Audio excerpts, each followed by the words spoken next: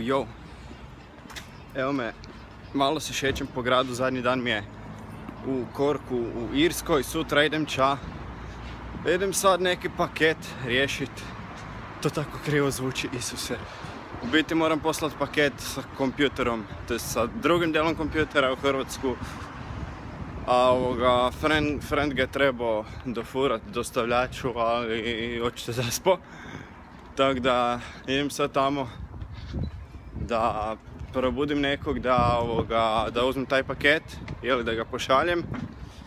Onda moram ići printat boarding passove za, znači karte za avion, drugi avion, autobus, tako.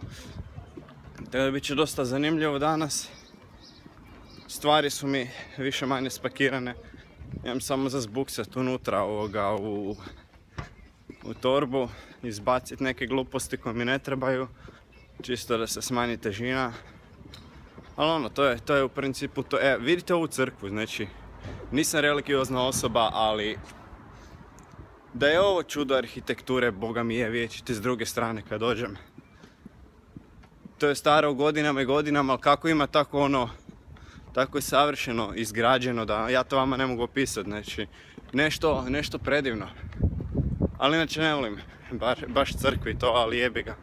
Kad je nešto lijepo sagrađeno, Boga mi ne žalim pogledat, ne žalim ni sekunde. Vidi ovu arhitekturu, Bog te jebo. Šta kažeš? Da. Ništa, to je to, pozdravit ću vas, samo da vam se javim na kratko. Onako imam potrebu, tak da, eto, šibat ću mini vlogove dok ne dođem do kompa, to jest, imam tu kompa, ali dok ne dođem doma da mogu normalno raditi s normalnim internetom itd. To je to, može, a? Vidimo se, pozdrav.